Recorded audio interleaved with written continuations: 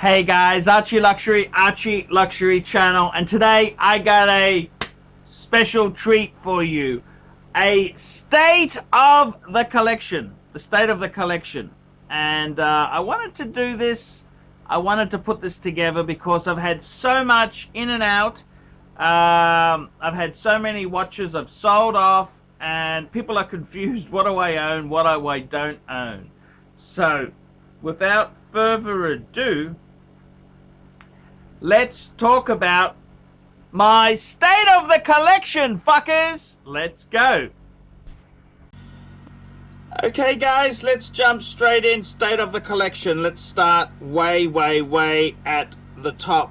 And it can get no better than my flagship piece, my piece of horology. This is my Patek Philippe World Time, the 5110.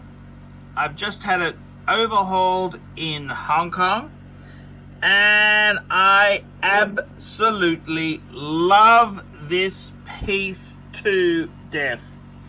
This piece here is absolutely stunning. I gotta tell you, I am so in love with it.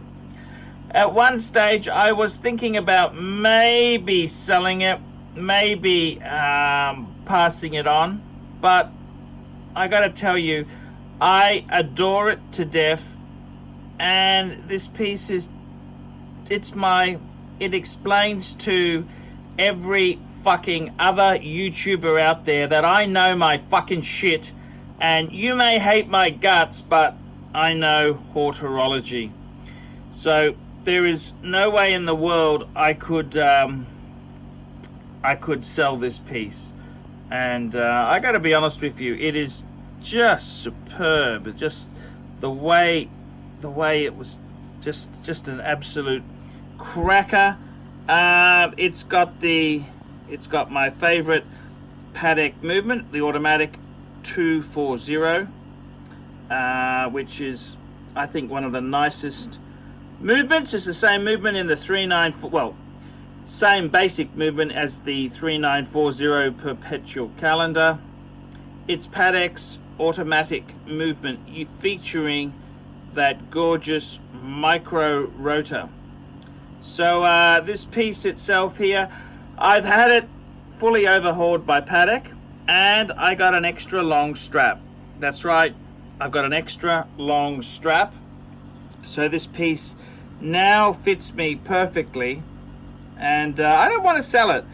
I've decided it's a keeper. I mean, in life, you've got to surround yourself with things that make you happy. What makes you happy? In my case, it's my beautiful watches. So I got to be honest with you, I just decided to keep it.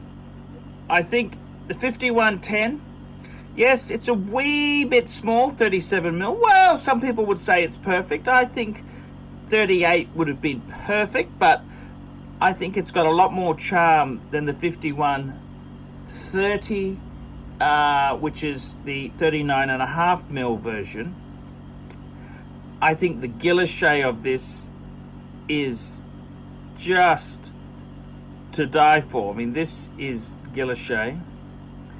And if you look at the hands, I love these hands. Are reminiscent of the Patek World Times in the from the 60s.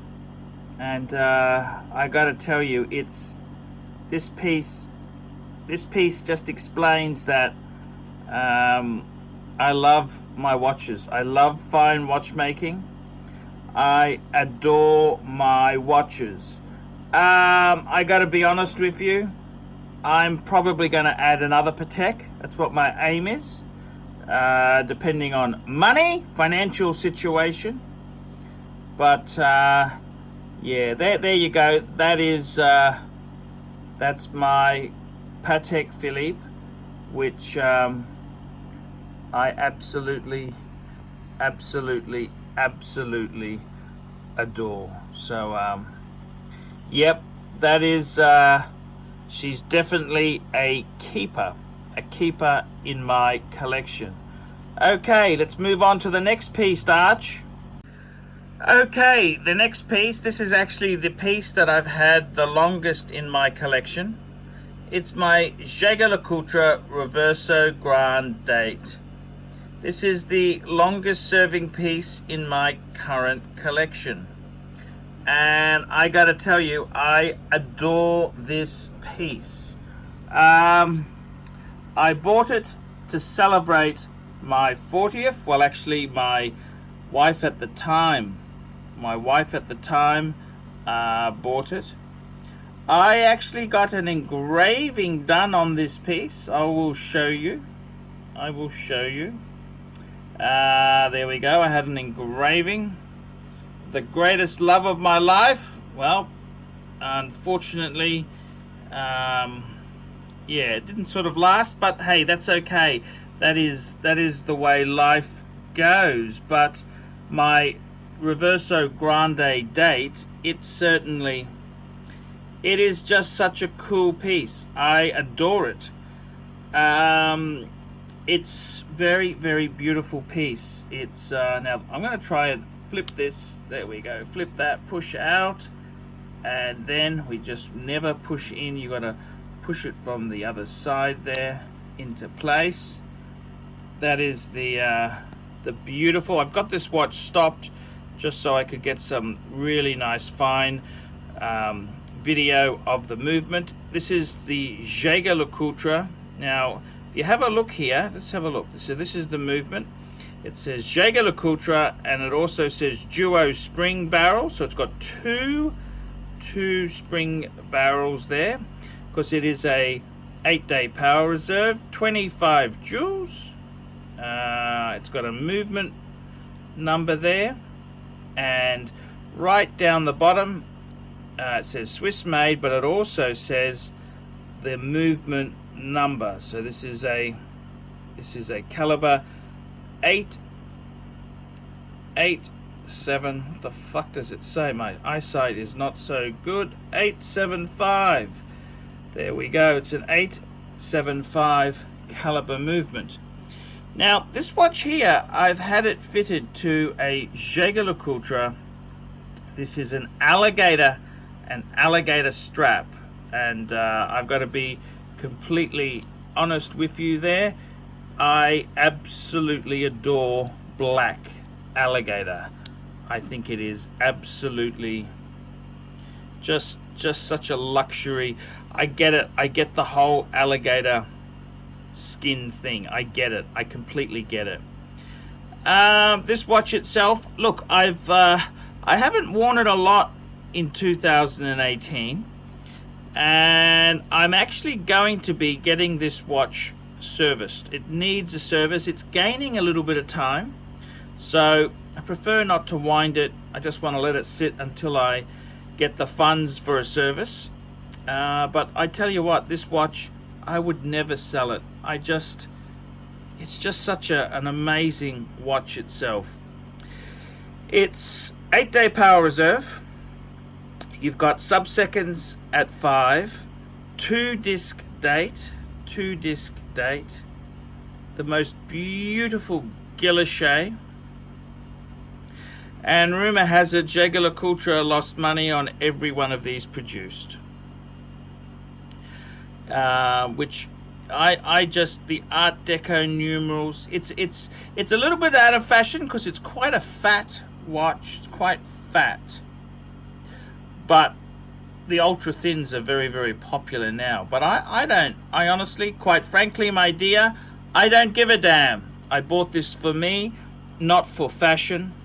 And I think it's just one of the most gorgeous pieces to have. If I didn't have the Patek Philippe, this would be my Hortorology, but I do have my world time, so it is just a absolute cracker of a wristwatch to own. So there you go. That's my Jaga Reverso Grande. Okay, let's move along, guys.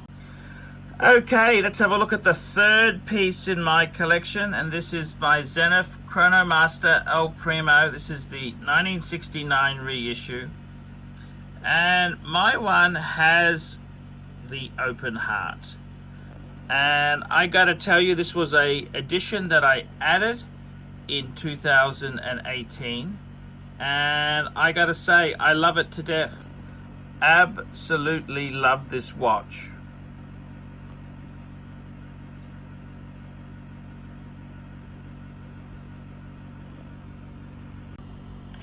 I gotta tell you, this watch here has really grown on me. I simply adore it. I love the tri-color subdials. You've got the really rich blue, you've got the gray, and instead of having the red third subdial, we've got this beautiful exposed movement. The Zenith El Primo. Now this piece here is 42 mils. So it is a little bit bigger than the original, which was 38 mils. But I'm kind of a bigger guy, and I really do love this piece. I love the red accents. That chronograph secondhand with the Zenith star on it is just to die for. It's a well-made piece. This is quality. It's amazing bang per buck. It's one of the world's first automatic chronographs. It may not have been that this is in 1969, the race between the Caliber 11, the Zenith El Primo, and the Seiko. Now, we don't mention Seiko because we're Eurowatch snobs, but I think this is probably the best execution of the automatic chronograph. This was the best. In fact, it was so good, Rolex decided when they wanted to update their Daytona in, well, they were quite late in the 1980s, they went with Zenith. That's right, they used a Zenith movement. So I gotta tell you, superb, just to die for. To think that this piece here is around $10,000 new for in-house chronograph, it's just an absolute horological bargain. And if you buy it secondhand like I did, you could save a mozza.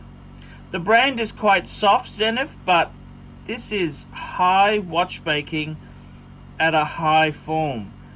Absolutely gorgeous, absolutely beautiful. Everything about this piece here is quality. Beautiful steel case, very nice pushes. The crown with the Zenith star. I've gone for the black leather Zenith strap with this is the deployant Zenith buckle. In recent times, some people really like the metal bracelet. I've kind of resisted that urge and have decided to stay with the leather. I do like my conservative. I think this is just an absolute piece of horology. Absolute cracker of a piece. I very recently considered selling it, only to pay for a piece of extravagance in gold, a solid gold Rolex Submariner, and I decided no. And the big thing that tugged at my heart was the fact I'd have to sell this watch. And I've got to tell you, the Zenith El Primo 1969 Chronomaster, I love this watch. I absolutely love it. The high beat movement, everything about this watch I think is just horological perfection. This is one of the finest column wheel chronographs of our time. It is absolutely stunning. You are not a true watch enthusiast until you own a Zenith El Primo. That's correct, El Primero. And I've got to be honest with you, I love it. I absolutely love this watch.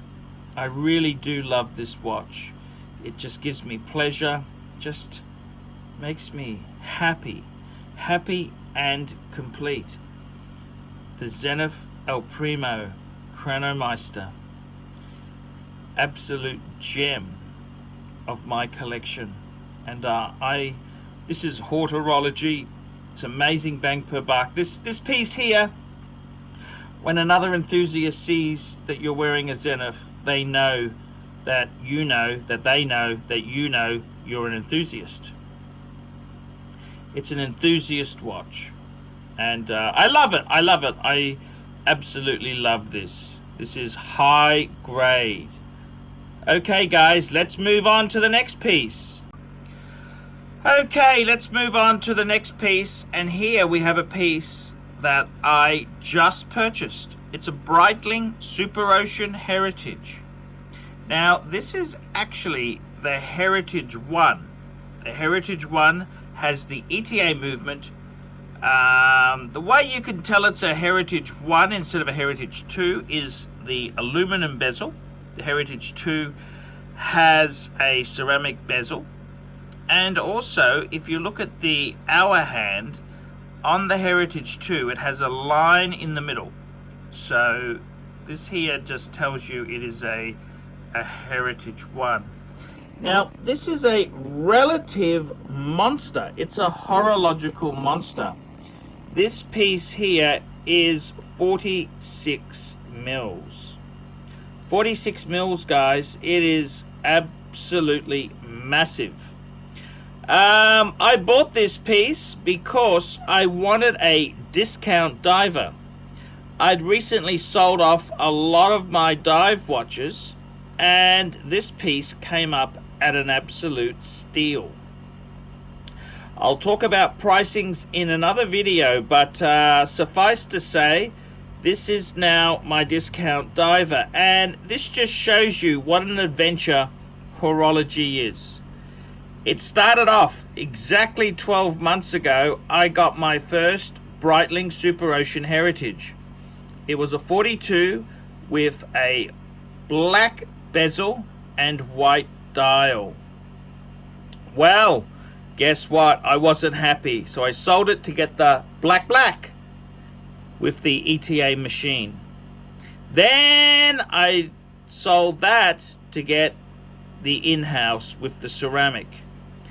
And although I did love that piece, and I really did like it, I felt the Heritage piece really should have an aluminum bezel. It's kind of wrong to have the ceramic. I know the ceramic is trendy and everyone's adding ceramic, but I just thought if you have got a Heritage piece, it should have aluminum. And I got to be honest with you, I think the 46 mil is the perfect size. Yes, it's monstrous. Yes, it is. But that's exactly what Breitling is. Breitling is an over-the-top brand. It's way out of control. And that's just how it is. That's how they do it. Same as Panerai. You don't buy Panerai to buy a small conservative watch. You want something loud and obnoxious. So when this piece here came up, I jumped for joy. Now, it actually came with a rubber strap with the standard Breitling Tang buckle, but I'd actually bought the deployant buckle. Actually, I bought it just before I sold my 42 mil in-house movement. The guy I sold it to was a real stingy fuck. He wasn't going to pay extra for a rubber and buckle. No, he wasn't going to do that. So I thought, fuck yeah, I'm not going to include it. I kept it. And even though this watch here is the 46 mil, the buckle is the same. All I had to do was replace the rubber. I went to the Breitling flagship boutique in Sydney, and it was 80 Australian dollars for new rubber. A new rubber. Rubbers have never cost so little as on the Breitling. So I very quickly got new rubber, and I gotta tell you, this is my discount diver. Yes, it's big, yes, it's chunky, but it's a discount diver, and it's a Heritage discount diver at that. I'm very happy to have this piece. I think it's absolutely beautiful. It's a Breitling. It's a quality piece. I mean, Tudor is jumped into bed with Breitling. Tudor is really, aka Rolex Junior. They don't jump into bed with fools. No. So I really think this watch here, I bought it very cheap. Can't go wrong. It's my discount diver. It's my discount diver, fuckers. So there you go. That's my Breitling. Okay, let's move along. We move on to the Rolex chapter. And it all started with this piece here. This was my Rolex Explorer. This is the Rolex Explorer 2 Polar. And this piece here has in recent years exploded my fascination. I've always loved Rolex. I've always been a Rolex man. Rolex man. And I gotta tell you, it is fantastic to have this marquee in the collection. This is my 40 mil. This is the Rolex Explorer 2 16570. This one's a little bit special. It's a no holes case, solid end links. It's got the Luminova dial. It's a very beautiful piece.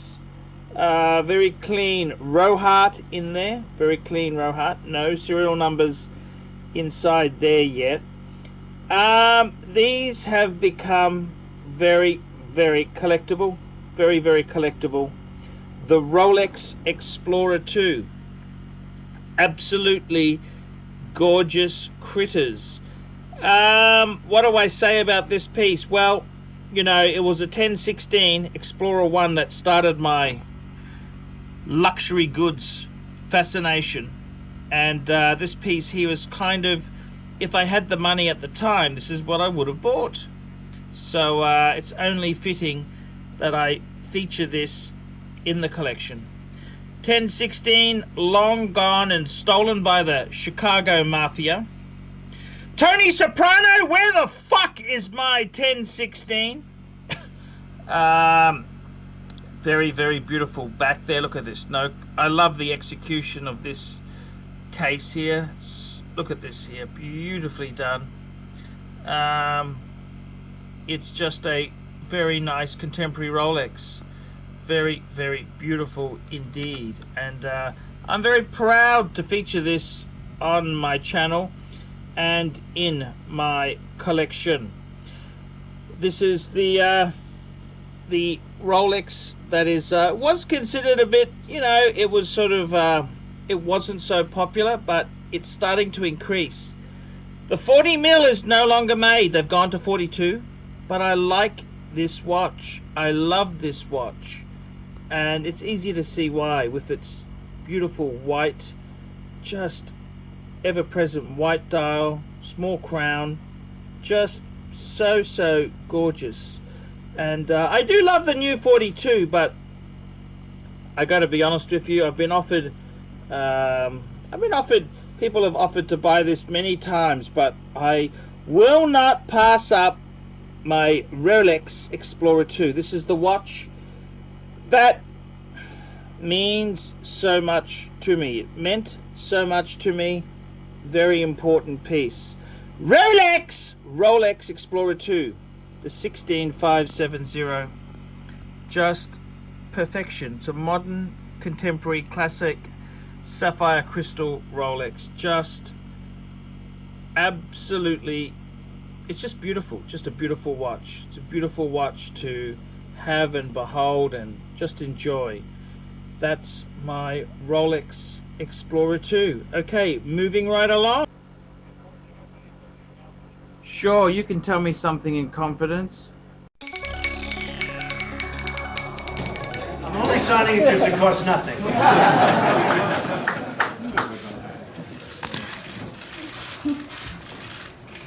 So this is the congratulations to everybody.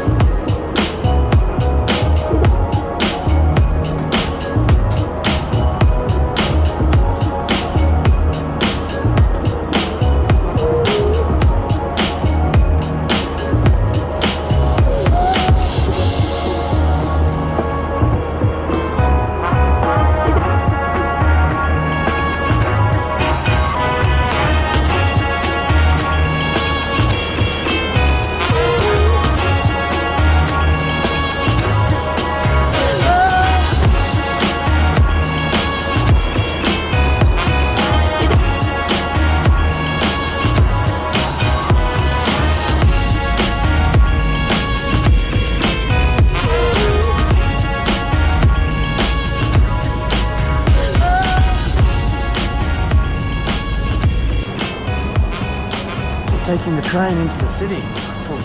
This is where I'm staying. So this is St. James Station, so off we go. Off we go. Off the train. Here we go.